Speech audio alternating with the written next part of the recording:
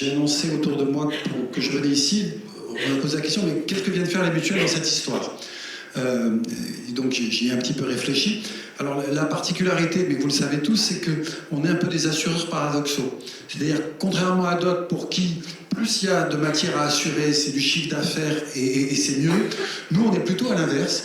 Et on aimerait bien que nos adhérents soient dans la meilleure santé possible et qu'on ait le moins de soins possible à leur rembourser. Donc c'est pour ça que toutes les problématiques liées à la prévention, toutes les problématiques liées aux causes, et notamment, on le voit, du développement des maladies chroniques ou des maladies non communicables, nous intéressent et un sujet d'intérêt et de mobilisation. Alors, par rapport au sujet dont on parle aujourd'hui, notamment le sujet des pesticides, je crois que on partage tous le même constat et que, globalement, dans la société, tout le monde partage le même constat, il faut aller vers la fin des pesticides. La problématique, c'est comment on y va. Avec un élément, il y a peut-être une crainte, et Marie Toussaint y faisait allusion sur des votes très récents, c'est que d'un sujet politique, ça devienne un sujet politicien.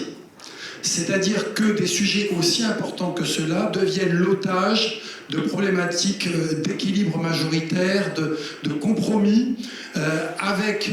Et évidemment, il ne faut jamais injurier l'avenir, mais on a pu le voir, y compris dans la période récente, sur des votes au Parlement européen, c'est que sur des sujets-là, y compris le bloc majoritaire se défait pour de nouvelles alliances entre le PPE et des groupes parlementaires traditionnellement plus à droite. Donc ça, il faut être extrêmement attentif, d'autant plus que la tentation sera peut-être encore plus forte dans le prochain Parlement.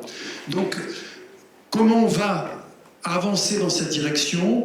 Le sentiment que nous avons, c'est qu'il faut constituer des coalitions les plus larges possibles, qui associent le plus largement les acteurs de la société civile, qui associent aussi, autant que faire se peut, les personnes qui sont les plus concernées par le sujet, et je pense notamment aux agriculteurs. Alors, on sait bien les réticences qui existent aujourd'hui. Je crois que c'est un travail de longue haleine auquel il faut s'atteler, et j'ose espérer qu'un événement comme celui-ci est une étape importante dans cette démarche. Merci à tous.